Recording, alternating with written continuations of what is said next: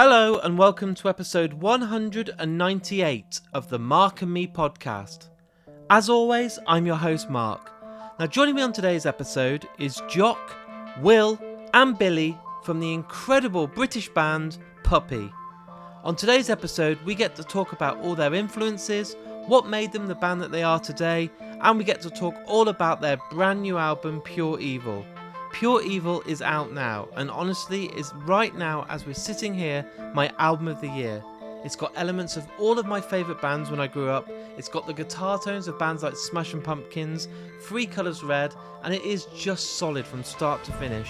It kind of gives me that era when I'm listening to it of the old MTV 2 days when they used to just play solid, decent, banger after banger, and that's what you get from this band. They're amazing. And this is a first for me. It's the first time I'm joined by 3 guests on Mark and Me, and honestly the chat is amazing and will be coming up in just a couple of moments time. But I always like to use the intro of each and every episode of Mark and Me to touch base and talk about my last episode. On episode 197 I was joined by Kate Dolan. We got to sit down and talk all about her film You Are Not My Mother. I just want to say now a massive thank you for everyone that took the time to listen. It was a great episode, she was amazing, and I can't wait to get her back on in the near future. But today is all about one of the best bands right now in the country, Puppy. So I think the best thing to do is to get straight to it. So here's me, Jock, Will and Billy talking all things music. So Puppy, thanks for joining me today on the Mark and Me podcast. Thanks for having us, Mark. Yeah, pleasure to be here, man. What I want to do for the listeners out there that might be discovering Puppy for the first time is paint a picture for those guys out there of how you guys basically got into the bands that you listen to now. So take it right back to the early days. So Jock, can you remember those first albums that you bought maybe as a kid that you fell in love with that made you want to pick up a guitar or pick up a microphone and just be in a band? Sure, yeah. I mean, for me, like new metal was sort of the thing when I was like, I don't know, 11 or something, 11 or 12, like that kind of age where you start getting into your own, music and not necessarily listening to just what's on MTV or something.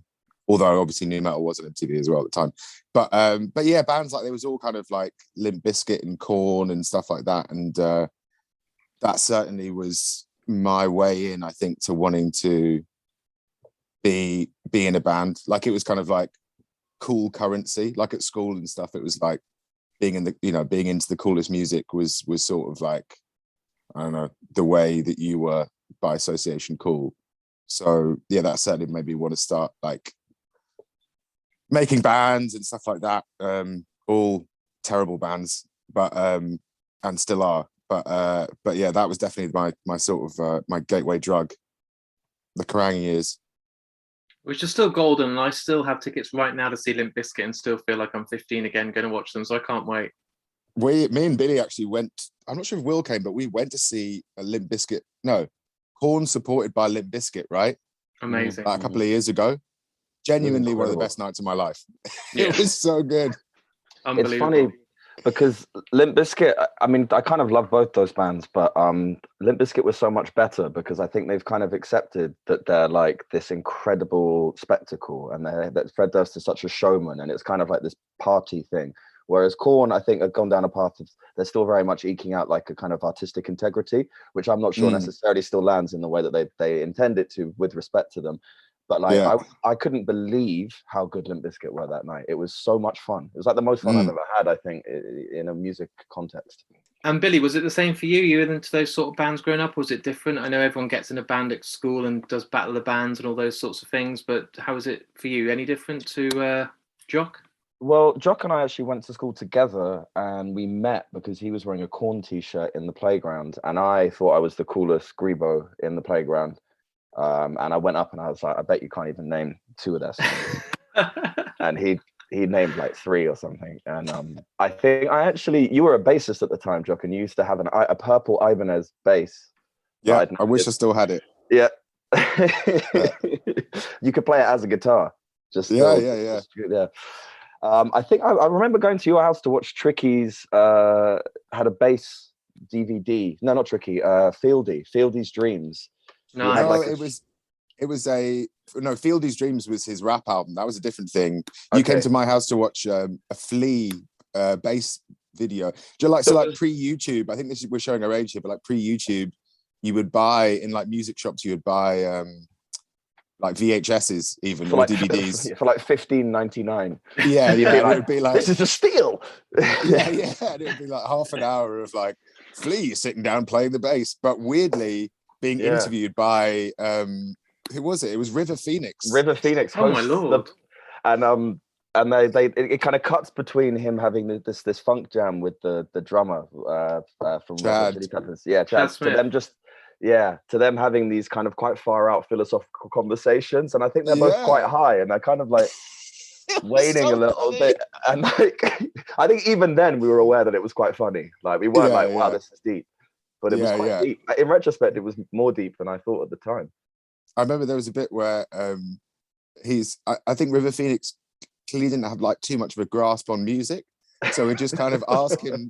He would give him sort of like he would give him challenges and be like, "Can you?" I remember one of them. He goes, "Can you just play some music that sounds like, we're just a cool grandma walking down the street?"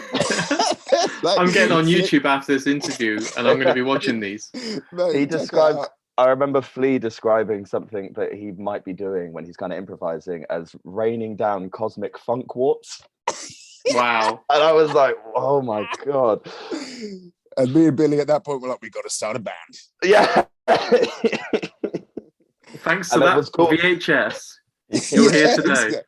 Exactly. Yeah, we had to change our name from the Cosmic Funk Warts for legal reasons. Sadly. Yeah. And Will, what about you? Are you in the same boat? I mean, you weren't there watching this video at the time. Obviously, you're not at the same school. No, not the same school. I'm also a couple of years older than these two as well. So I think I was even slightly more pre-YouTube by a couple more years. So my sort of music taste was very much what I could get my hands on, really. Didn't have MTV either, so I got most of my stuff came from my older brother. I was lucky to have like a brother who's 9 years older, and when he updated his music collection to CD, I inherited all of his cassettes. So I got like just secondhand music off my brother, really. It was a lot of Aerosmith, Nirvana, and TerrorVision, weirdly, was a big I loved How to Make Friends and Influence People. Was an album. It's a great album. Yeah, I actually really revisited it recently. I was like, damn, it still holds up. But yeah, that was me. I got it all. Luckily, I was fortunate to have an older sibling. I think that's sort of a thing that I'm very grateful for. It shaped my. I could have had much worse taste in music, I think, if it weren't for my brother. Whenever we discuss that, like, yeah, Will's like entrance into music was way cooler than, because I never had like a cool older sibling telling me what was good and what was bad. You became the cool older sibling. Ish. I was like, have you heard this cool band called Orgy? They're great. They look so cool. One thing I think I'm kind of in the Nirvana era, Guns N' Roses, all those sorts of things, the cassettes. I remember saving up my pocket money, but it wasn't until I saw a band live that I wanted to be in a band myself. So can you guys talk to me about your first gig when you actually see that album you've been listening to in front of you? You're sweating, you can feel that bass on your rib cage, you're like in a mosh pit for the first time. Jock, can you remember that first gig that just blew your tits off? I remember my first gig very clearly, but I'm not sure if I enjoyed it. I think it was more like, so my first gig I ever went to, I had an older sort of like family friend who was actually, funny enough, he was the one that kind of like introduced me to like heavy music before I kind of started kind of discovering it on my own and buying Kerrang and stuff. And he took me to see POD. Wow. Supported by Il Nino. Fucking hell. At the in Hoobastank. It was at the Astoria as well, so it was all like old shit that's not around anymore. And I was very into POD. I think I was a bit scared of Il Nino. What does POD stand for? Is POD like a... POD stands for payable on death. Is it? Is that right? Pay on death or something? It's some kind of... I didn't realize they were a Christian band until I think it was Billy that told me, because I was really like... I thought I was the coolest guy in school. I came back in on the Monday or whatever, having gone to see POD on the Saturday, and was like, boys, I did it. I saw the greatest event ever. I went to see POD live. And I think Billy was like, they're a shit Christian band. Like, what are you talking about? And I was like, Christian band? And I listened to the lyrics again and I was like, oh yeah, they are. I didn't really kind of realize that. I thought it was just super Payable positive. on death. I've just looked. Payable on death. Payable on death. I actually, funnily enough, speaking of this, I had a argument with my friend the other day who had latched on, like weird playground rumors when you were a kid that seemed to specifically surround kind of new metal bands and stuff, again, because it was sort of pre-internet. Like Marilyn Manson removing a rib so he could exactly. That's and we were listening to a new metal playlist on the way home from work, and POD came on, and he was like, man, it's crazy they're called POD, it stands for preaching on deck. And I was like I don't think it does. And he was like, yeah, it's like, like how the preacher would be standing on the deck preaching. And I was like, what does that even mean? That makes no sense. So we rowed for a while, and that's why I was very positive that it was payable on death. Because I researched it the other day. Can we give him a shout out so when he listens to this podcast, we can be like, fuck you, we told you the actual real name. Ashton, you're a fucking idiot. There you go, Ashton. Fucking call yourself a fan. Exactly. I remember when I went to see Creed and I thought they were really cool. I was like, oh man, Creed are amazing. And then I read their lyrics and I was like, oh my God. Have you seen, I mean, no disrespect to Creed, but he went through quite a weird time. Wasn't he like on the run from like the tax man or something like that, and he was uploading videos from like motel rooms, like going like, they're after me, man, like to his fans and stuff. He needs God. He had a pretty serious breakdown, I think, and was convinced that the federal government were like following him, and he was at the center of some kind of conspiracy. And he was like doing these updates where he'd be in a motel room and he'd be like taping up the fucking curtains and shit. And he'd be like, okay, I think I'm safe for now. And like, but I mean, he was literally, I think he was deeply unwell. His family were like, if you have any information as to his whereabouts, we really want to get him back. But he was on this whole fucking like Born Identity fucking. This is where Puppy needs to do. You guys need to start doing this sort of shit. Yeah, I'm actually filming this from a motel room. This is on good. The run currently. I'm gonna hear some sirens in a minute. They're here, quickly. So Will, you're a bit older, Will. You were probably watching these bands before Jock and Billy were even going to gigs. What was one of your first shows? I grew up in Bristol, so we didn't have every band come to town. It was a bit less like you'd pretty much go and see what you could get. And my first gig was actually Idlewild. Great band. I'm actually quite proud of that now. At the time, it was sort of like I can't remember which tour it was, but I mean, it was their 100 Broken Windows tour, but it was I think it was one of them like NME used to put together like tours. So like, there was like it was just whoever was coming to town, and that happened to be, I think I was like 12, and we it was at the Anson Rooms at the Bristol University, and for me, it wasn't so much about Idlewild. I'd sort of listened to them a bit. I saw them on Jules Holland the night before, and I was like, oh yeah, they look like cool guys. I'm excited for this. But really, it was about crowd surfing. I just like got it in my head that I was going to crowd surf as much as I could. First time in a mosh pit. I spent the whole gig just like on people's shoulders, like because I was only 12, so I was quite small. I was able to get up there, and I just kept, I'd get to the front, I'd run around, I'd go back. It was like being at a fairground, just like kept going on the ride. But security guards were like, oh, for fuck's sake, dude, just do it twice so you're getting out of here. Yeah. It's this guy that was again. all part of it though, like getting squashed, getting manhandled and thrown around, and kind of coming out with like, oh, like I ripped my fucking trousers, or like I lost a shoe, like this is amazing. I couldn't really give a shit about the band. It was more about all of that nonsense. We also all clubbed together to buy one Bacardi Breezer, got a stranger to buy it for us. And we're convinced we were drunk. It was one a great straw night, each, trying to torpedo it. Yeah, man. Yeah. Come on, Billy, ruin it, because Jock's got a good band there. Will's got a good band. I'll tell you mine in a minute, which is absolutely embarrassing. So Billy, I can't wait. Come on. I've got a good one, because I had tickets to go and see Limp Bizkit and Deftones play together. Wow. Which was I couldn't believe that, and I was like, oh, maybe they're friends. That's quite cool. But Fred Durst cancelled because he hurt his back. And I was so, at that age, when I think I was about 11, and you've not really experienced a huge amount of setbacks beyond maybe not having the dinner that you wanted or having to go to school or something like that. And it was like devastating. And then like on the day, my dad was like, oh, my friend says like Deftones are here anyway, and they're doing like a sort of secret show at the Forum. So I went to see the Deftones at the Forum, and it was fucking hell, that just pantses over all of us.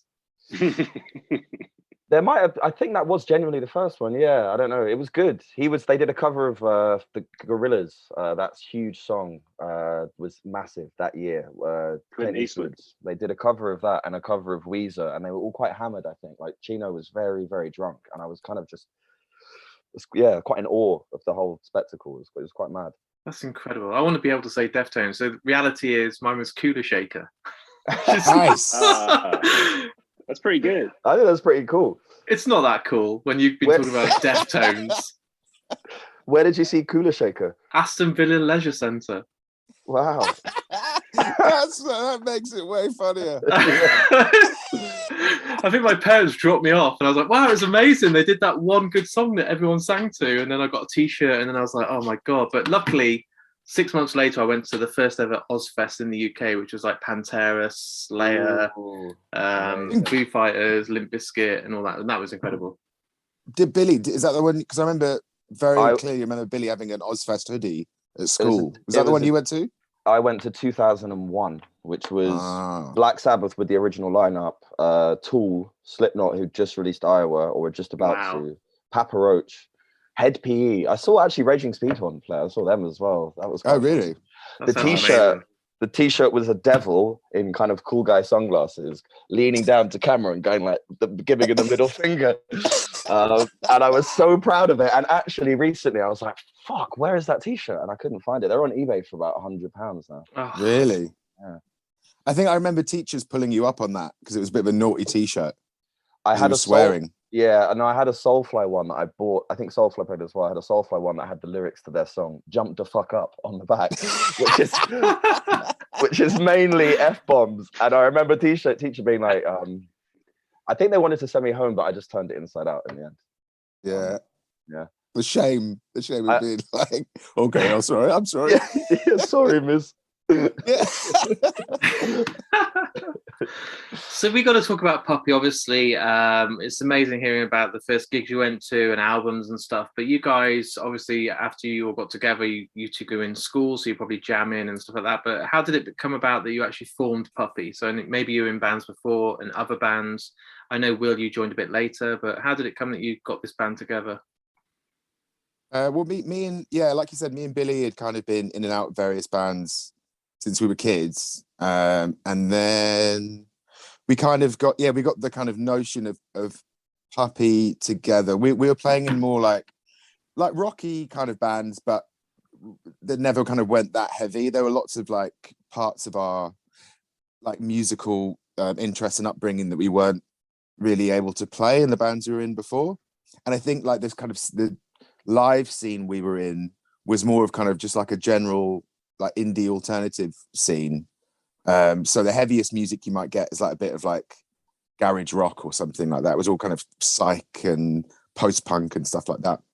And me and Billy were very interested in heavier music. Like we had those interests, and I think just got quite into the idea of like turning up to like one of those generic sort of indie shows and playing like a Pantera riff. Like we thought that was kind of like quite cool. And then Will was playing a band called Throne. He's actually wearing the t-shirt right now, represent, who were like a kind of like a doom stoner band. I'd been friends with Will for a few years. We used to work together in a bar, and Will was always sort of like our dream bass player in the band. I think also to maybe legitimize me and Billy's interest in heavier music a little bit, because he was like an actual cool like stoner rock guy. And then the kind of stars just like aligned at the right time, and he was free. And I think when Will joined, it was like just on the cusp of putting out our second EP, Volume 2, which kind of like generated a bit of interest around the band. And that was sort of, it felt like it kind of cemented it for the like me and Billy had been playing with various other people, and it never really felt like a band. And then when Will joined, it like it was like, okay, this is the band, just even on a personal level and everything. It all kind of it all worked. So Will, when you joined the band, were you kind of under an impression that you wanted to bring a bit of difference to it, because you'd also been a bit more established with your music taste? You knew these metal bands. Did you want to make that sound a bit more heavy and bring that kind of previous bands' influences to it, or were you just open just to hit the ground running with whatever came together?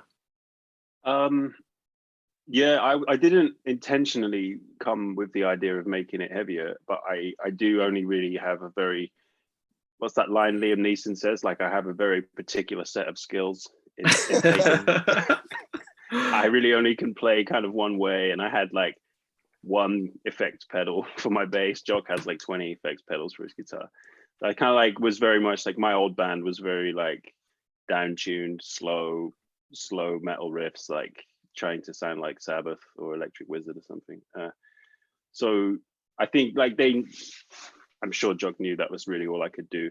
But I was happy to be joining a band that had a bit more going on musically than what I'd been doing before. It sort of pushed me a bit, and I had to sing and like play some more complicated riffs than I was used to. But it's nice to get out of your comfort zone and do something that you're not used to. I think it was a very nice sort of, I don't know what the word is, we met in the middle kind of there. It was good. Yeah. And Billy, were you under the same kind of mindset as Jock then? So when Will joined, did it feel like that final piece of the jigsaw just clicked and it became Puppy, and you felt like, shit, this is exactly what we've been looking for? Yeah, I kind of feel, on one hand, I think if you're a three-piece, then you kind of all need to be fairly good, or at least doing the right thing at the right time. I feel like you can't, maybe if you're Slipknot, you can have a couple of people who aren't that good at banging a keg or whatever. Yeah. Like that. But I think you're quite exposed. No disrespect, Clown. No disrespect to Clown, who might get a knock on the door from Clown. Yeah. But no, I think maybe the people that we've been playing with before, there were a few kind of stopgaps. You just maybe, I don't know. It's a difficult thing to do, I guess, in a way, because we're a bit of an odd proposition, because it's quite soft, it's quite melodic, and it's kind of coming out of a kind of indie rock thing. Bands like Pavement or Sebado that are actually very anti-metal somehow. But then obviously we always wanted to marry that with a heavier sound, and I don't think a lot of people would get that in a way that they would want to be involved in. But I think Will has quite a similar background in terms of the music he's into. I think he just understood it and got it, and yeah, like it kind of complemented what me and Jock wanted to do. And I think we all get on. We're all very stupid and have quite bad senses of humor, and I think that's always really important, man. I think with a three piece as well, it's really hard. Like you said, if one of your bass players or your guitarist or the frontman, you can't cover up any mistakes, or you can't cover up any kind of laziness. You've got to be tight. You've got to be well rehearsed, and you guys have got that. And my favorite band of all time is Reuben, and they're a three piece, and they're phenomenal. You know, they're not together anymore, but every time I saw them live, you knew all three of them had to be on it. No one could have like a bad night off. And do you find that as a band as pressure, like when you go on stage, or is it just because you haven't had a 6-piece band or 7-piece like Pearl Jam or Foo Fighters? Is it just that you go on and you're giving it everything without even thinking, because you want to be the best band on the night? I don't know if I've ever thought about it in that respect, to be honest. Like, we just kind of practice a bunch and get the songs down and just kind of wing it. Like, you don't wing it. You're better than that. But like, I don't think, like, in terms of what you just said there, and playing with previous musicians, I don't think the issue, well, maybe there was a couple of people who were pretty crap, but generally, like, the issue was never, they're not up to it musically. It was more like, it was just a kind of vibe thing. I know that sounds very hippie-ish of me to say, but like, just getting along and being friends and being able to like quickly draw from the same pool of influences, and quickly, you know, if you're putting a song together, and one of the guys in the band is suggesting doing something that is just like wrong, you know, like that's more where it comes from. Whereas, you know, if Will or Billy suggest something, I know exactly where they're coming from, and likewise. And Bongo yeah, solo. it's more. bongo solo every time. But that was more what it was, I think. And I think in terms of the live stuff, it's just, yeah, you just get up and do your best, and I guess trust in the fact that I think I worry more about people like getting the music and enjoying the music. I don't really worry about us playing badly, even though we always do. I think you have to be able to lean into the idea of playing badly, especially if you're touring, God, which we're about to be soon, and are somewhat unrehearsed. You need to lead into the idea of fucking up, and I think that makes it a lot more infectious and a lot more fun. I mean, like, bands are always going to fuck up a bit, and I think it's always quite exciting when that's just kind of accepted, and it becomes a lot more fun, and I think the audience feel a little bit more engaged in that sense. Plus, yeah, I just don't think we're good enough to nail it in that way. I mean, I've seen bands before and been quite intimidated at how good they are technically and like the ferocity or whatever of their performance, but I don't think we're ever going to do that. I think we have to celebrate our weakness a little bit. I think that's almost what the band is about. In a sense. I was going to say I totally agree. I mean, like so many times we'll turn up to play a festival. I mean, Will still carries his pedals in a Star Wars themed Sainsbury's bag, which he's had since the first rehearsal, and we've seen that that's been to America, across Europe, like lots. They don't call it a bag for life for nothing, baby. Nice. But we always like turn up to a festival and there's like whoever it is, you know, playing before or after us, like they just seem to take it a bit more seriously. They'll have like people with the band, like they'll have like a crew with like the t-shirts saying like people with the band. yeah. Imagine that. Check out these guys. Like, we're like driving. Like a noddy car. Yeah. Honestly, it's always a bit like kind of shambolic and DIY, but I think it's just kind of our natural like kind of mode, I think, and it maybe adds something. I think, again, coming from more of a kind of indie background or even a stoner background in a way, like metal does generally require some level of technical prowess, and it is quite serious in a lot of ways. So you see drummers doing rudiments before they go on stage, people doing really proper vocal warm-ups. I've seen people doing like pull-ups and shit before they play. That's definitely not us, I don't think. No. On your rider, it's like we want beer and we want a gym. Yeah. I think about it as well, like when we started or when you guys started, I remember Jock saying like, can you imagine like at some point Metallica were playing like tiny venues, and like imagine being one of those people who saw Metallica in the tiny pub, or like how Iron Maiden used to play that pub in East London, and they'd have like the little paper mache Eddie and stuff, and like I think like that sort of, I don't think we like even thought about having an ethos, but like as a band to be like trying something super ambitious, but aware that you're just humans at the end of the day, and like we don't have pyrotechnics or levitating drum kit, but musically it's not as ambitious as not yet, one day, but like to be as ambitious musically as some of those other bands, but to still be like, yeah, we just rock up and do it, you know. It's always going to be a bit flawed and a bit like try hard, but like not try hard, have a go, you know. And you just mentioned you're going on tour, and obviously you've got the album coming out, Pure Evil, May the 6th. Now, what I've listened to of the songs so far, I get this kind of old sort of cave-in, Three Colours Red, metal vibes, but also the Siamese Dream kind of Smashing Pumpkins guitar tones. It's a mix of everything, and I can't wait. Now, with the album, are people going to be shocked, or is it a good taste of what you've released so far to give an idea of what to expect, or is it going to be completely like, fucking hell, I wasn't expecting this, and you've got a choir, a string section? How's it looking for the album? I think at one point it was going to be, we were talking about trying to get like crazy extra musicians in, blah blah blah, and then we realized we didn't have the budget or contacts to do either of those things. We were like, let's get a timpani player. It was like, how do we do? Just googling timpani player near me, so that didn't really happen. But no, I think it's a good.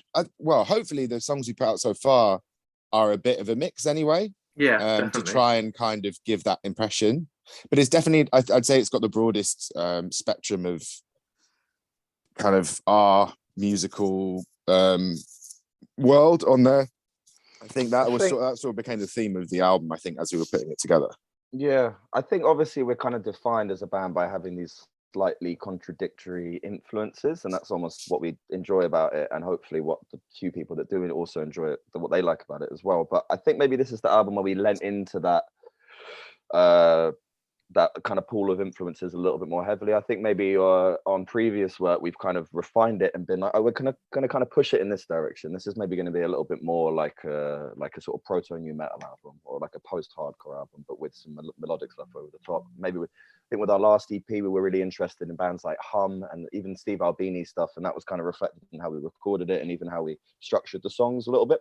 But I think with this we had so long to make it and write it and play it together that I think we kind of really lent into the idea of it just being quite disparate, and trusting somehow that that it will be unified just by the fact that it's the three of us playing it in a room, and we'll kind of brand it and package it in this way which is kind of cohesive and feeds into some kind of narrative. But I think we at a certain point made the decision to be like, fuck it, we'll have one song that has a corn riff, and the next song is going to be like an instrumental sort of sad guitar song, and I think I really like that about it anyway. I'm excited. Lucky enough I've been able to hear the album, which is great. Touring, have you guys, I mean, I was thinking you're going to be all ready, you've been rehearsing like mad, you can't wait, but you sound all a bit on edge, like, oh shit, we better start rehearsing. We've got our first rehearsal in next week, and that'll be our first rehearsal since we played a gig last year. Fucking hell. and before that we hadn't rehearsed for a year and a half, so this will be our second rehearsal in 3 years. Wow. So hopefully it goes well. Are you nervous, Will, or are you ready for getting back and doing what you do best? Did you say doing what I do best? Yeah, because that's what you want to do, don't you? You want to be in a band, you want to be on stage, you don't want to be doing a job, you want to be going out there and playing music. Yeah, man. Do you know what? I've been actually having anxiety dreams about it. Like I've been having I keep dreaming it's the first night of tour and I'm about to go on stage, and these two are furious at me because I've let the year pass and I haven't practiced. But I don't know if you can see just here, I've got my bass. You've done that on purpose just to make out you've been rehearsing all day. Yeah. No, I have. I've been really because the thing is as well, we recorded these songs, like the new ones, especially, obviously they're brand new to us. Audiences have never seen us play them. We're really excited to play them. So the set is quite chock full of new shit. And I'm like, other than playing them when we recorded them, we've not played them even in a room. So I'm excited about that, but also really, it's lit a bit of a fire under me to get comfortable with the new material and stuff. So I'm both excited and nervous, but I think we got enough time. There's loads of time. We got loads of rehearsals booked in, so I think we'll be good. Yeah. We'll be fine. As long as you don't forget your bag for life, we're all good. Exactly.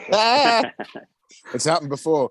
We did a Maida Vale session for our the Goat when the Goat came out, our last album, and we got there and Will realised he'd forgotten his strap for his bass. If you look at the photos for that session, it's we're all standing there apart from Will, who's kind of in a stool on the corner, just hanging out doing his thing. What I do on Mark and Me to try and make it a bit different is usually it's a one-on-one guest, and the guest on the spot chooses the outro song. So every artist, every band, every musician that's been on gets to choose a song that they love by any band in the world. And then it's played at the end of the interview. Jock, Billy and Will, I'm going to ask you each for a song, and then I'll surprise the listener and pick the one I like the most, so you don't have a fight on air and you're kicking off about how Limp Bizkit didn't get picked, unless you can all agree right now on one that you all think is the... I think I know what it's going to be. I think it's going to be Apache Indian, Boom Shakalak. Well, the only thing it could be. That beats what I was going to suggest. What were you going to say, Jock? I always would like to know what was going to make it. I'm trying to think of songs that we all like and listen to a lot. I was going to say the song, the Wonders, the That Thing You Do, the song from That Thing You Do. That's very good. Do you know that? You know that film? I haven't seen it. No. Oh man, it's a great film. I think it was the brainchild of Tom Hanks in the late 90s, and it's about a band in the 60s called the Wonders, who are like one-hit wonders, and the songs in the film were written by the chap from Fountains of Wayne who died. Oh wow! Not long ago. R.I.P. R.I.P. And the main song is called That Thing You Do, and it's an absolute. They play this song about 50 times throughout the film, and it gets better every single time. It's power pop perfection. The 3 Ps. Surely that's got to be the one, man. I think that is the one. I was being a bit facetious about Apache Indian. Although, shout out Apache Indian. Yeah, don't know. Still respecting that work. Will you on board with that? And the final tick for this? Yeah, I actually back either of those, but That Thing You Do is a beautiful song, and R.I.P. the guy from Fountains of Wayne. That's a beautiful choice, Jock. Well done.